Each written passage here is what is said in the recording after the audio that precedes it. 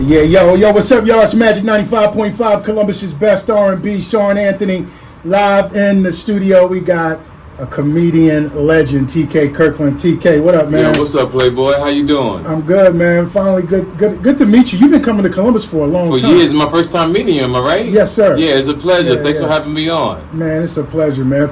So from my understanding, you do this every year around I do this every year. I've been coming here maybe over 20 years now. We've been doing it with Troy maybe the last 11. Okay. And we've been selling out every year, and it's been a good look. I rock with Ohio. So, first of all, Columbus, if you can't see, he's streaming live on IG, but he's got the right hat on this week. You know, it's very serious in Columbus. Yeah, with the Buckeyes. Very serious. Got that Ohio State Buckeye hat on. Yes. I love it, man. So, are you genuinely a Buckeye fan? Or you just I've been rocking with you guys. Oh man, I've been coming to Columbus, Ohio since the 90, 91. Wow. Yeah, I've seen y'all be number 1. I've seen you be number 5, but y'all always up number 1 though. Since 91. So here's a quick story about me. Early in my radio career, I used to intern for the morning show back in the 90s. Yes, sir. At the time, this was before Urban One, before Blue Chip.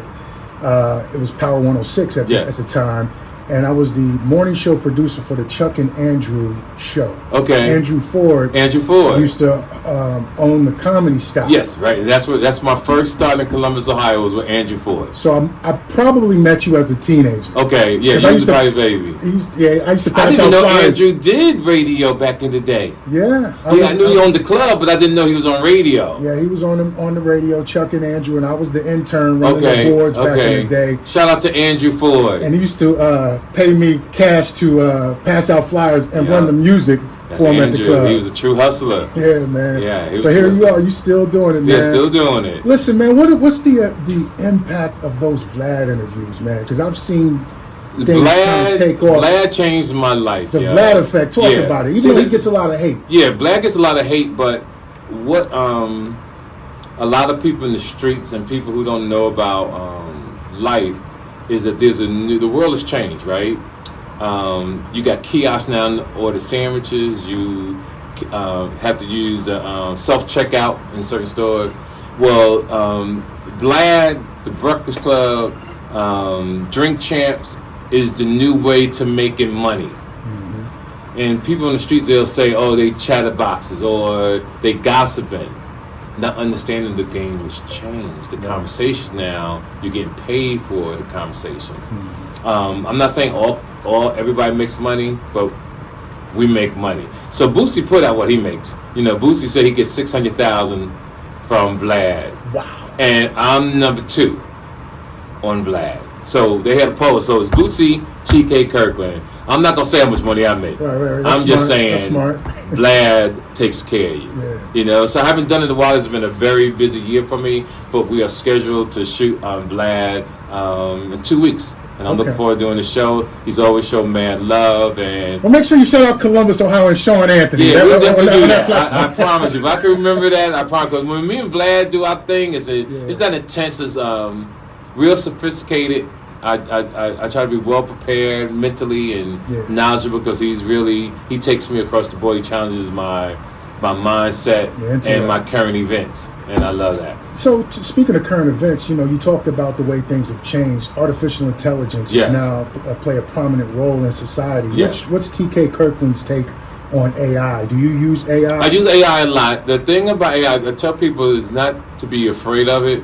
You have to adjust. It's like the gold rush back in the day. It's like things are changing. It's just that people are not used to it changing so fast. Usually it's a gradual thing. Mm-hmm. But the goal is just to really try to find a way to turn this situation into money, right? Mm-hmm. Because that's the key part. How do you change it to put money? How do you adapt to put money in your pocket? Mm-hmm. And that's the thing about AI. And that's once we figure that out, we'll be okay. Yeah, I'm on that curve, man. Because all your job can be replaced. Yeah. You see, anything that hands-on, like years ago, I haven't been to this station, but I'm quite sure years ago, hundreds and hundreds of people used to walk through this building. Yeah. And now you can count them on your hand. Yeah. iHeart in New York City, the radio stations in Atlanta, everybody's gone. And in my head, I'm like, where did everybody go? But these stations are all about the bottom line. That's right. So if you own the business, you went up money wise. So my stock portfolio is phenomenal. Okay. Because everybody's making money, and I have invested in everything. Thank God. That has been my thing over the years. How good are you? How good are you in investing? And I would say on a scale of 1 to 10, I'm like an 8 in investing. So it just gets better. It's no secret strategy. Yeah. I just think the more companies that you're in, the chances you are having a great return. And I don't use it to get rich. I just did it just to do it because, like, when I'm in Germany, if I'm in Brussels, and I'm around some very powerful people, and when we're talking, at least I can say I'm in the game. Gotcha. The goal is to be in the game. You can understand the conversation. I can understand what they're saying, and then I keep my ear open, and if I find something that's interesting, I'm like that. I don't get involved with everything that people say. It's a gut feeling. It all depends on what happens at 5 o'clock in the morning when I'm having my coffee. Gotcha. You know, and I'm watching MSNBC. Gotcha. And when I'm watching that and I see something that I like, boom, I'll throw a few dollars in it, you know, and I always hit. So that's pretty good. Yo, you've been, you know, it's so remarkable listening to you tell stories because you've transitioned through every decade, yes. every era. Yes. And you seem like you're like not the Happy Gilmore, but what's the guy? The Forrest Gump. Forrest Gump. Yeah, that's what they call me in hip-hop. So you've been there. You was there and everywhere, man. So let me get your take on Diddy's situation right now, man. How do you feel? He's got 4 years. There's video coming out on social media. Yes. And, you know, I guess working and enjoying himself, making the best out of it. What's your take on the thing about setbacks? I always say the setback makes the comeback that much stronger. Will Puff be able to come back from it? It may not be in the same light of what we see at records and all that because that game has changed. But he went into prison a billionaire, so to come out, he's gonna have a decent life. He got money. He's gonna be straight. It will always follow him for the rest of his life. This bad rep that he put on himself. But as a man who's probably been in that type of situation, you get past it. Now, how many years have you been doing stand-up? I've been doing stand-up 40 years. 40 years. Yes, sir. That's long as I've been alive. Yeah, long time. So, what is the strain on touring? Do you see yourself stopping, or believe it or not, the touring does get to you a little, but that's where discipline comes in. Okay. You really have to be disciplined. I go to bed early. I get up. I work out. I try to eat right because diet is everything. Because the goal is not to be in the hospital. Right. So health is everything. And you look good, by the way, man. You're 60 plus, right? Yeah, 66. Man, you stunting on them young fellas. Yeah. So I take health very seriously. Rest is key. Drink alcohol once in a blue moon. Really? Even if I go on stage with a drink, I take a sip, but I don't drink the whole thing. Okay. I don't like the way it makes me feel now. You know, I've never been a drinker anyway, but I don't like putting that poison in my body. If you really understand alcohol, what it does to you, you understand what soda does to the body, and knowledge is everything. And every chance we get, we try to put that into the universe to educate people on to take care of their health because it doesn't look good for people when they get older. Right. It's a sad story, man. Yeah. If you're just tuning in, Magic 95.5, Sean Anthony here talking to the comedian legend TK Kirkland. I've always been curious when it comes to comedians about their preparation. Some comedians write, some comedians say they don't write, some comedians steal. What is TK Kirkland's process for preparing for stand-up comedy? My process for preparing a show is to be quiet the whole day. I don't want to talk. I don't even want to answer my phone. To everybody that comes to my shows, do not call me the day of a show. Worst thing you could ever do to me. And you work, what, Friday through Sunday or Thursday? I work with whatever the check is right. Okay. But go ahead. The check is right. But I don't bother me on the day of a show. I like for people who want to reach out to me, call me the day before. If you know I'm going to be in your city one day, call me in advance. Don't call me when you want something. I think it's disrespectful because people got to remember I'm an old head.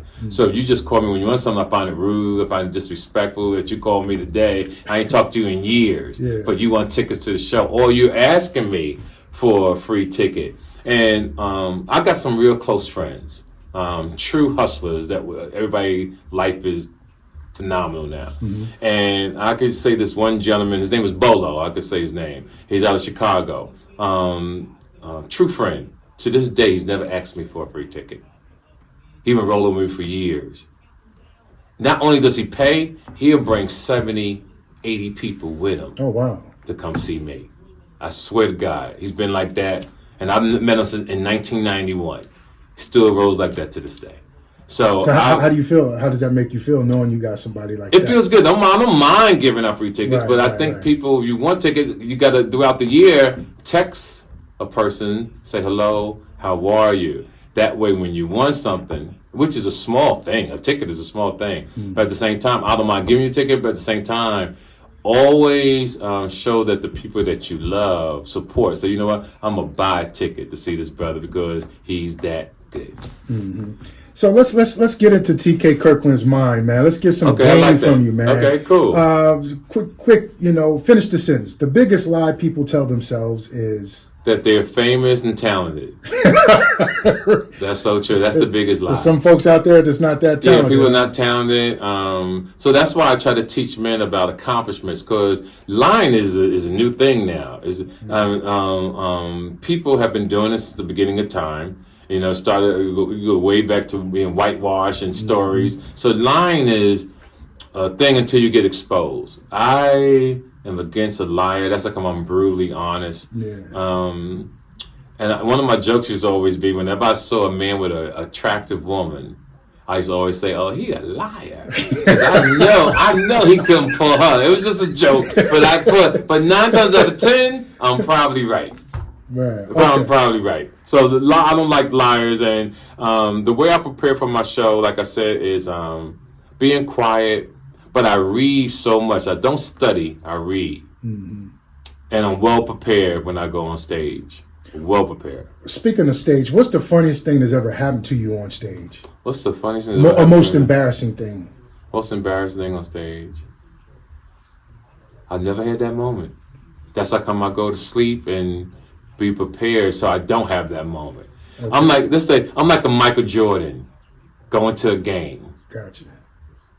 The preparation is so serious. I don't play with it. Gotcha. Listen to me. I don't play with it. Yeah. I don't play with it. If people knew what you survived, they would what? Applaud. Because I've been through it. Yeah. Yeah. And to sit here with you and you got a book in you, man. Oh yeah, I hear it all the time, but I think I'm gonna take it to my grave. Or you go. Yeah, I'm that kind of guy. I think that I'm gonna take it with me, dog. Yeah. Yeah, I'm gonna take it with me. If you can't get on the interviews or my podcast because I don't want to say something that I shouldn't have said and get locked up. Yeah. So I think I might take this with me. So you're only in Columbus for tonight? Yeah, 2 shows tonight, and then boom, I go back to Paris. I live in Paris, France. So I go back to Paris. Yeah, I live in Paris, France. How long you been living there? A few years. Really? I did not know that. Yeah. What's it like out there living? People, Paris and out of the country is only unique to people who don't travel. When you travel, it's like going to Ohio, going to Miami. Just people that speak different languages. Yeah, just speak a different language. They do the same thing we do, just different languages.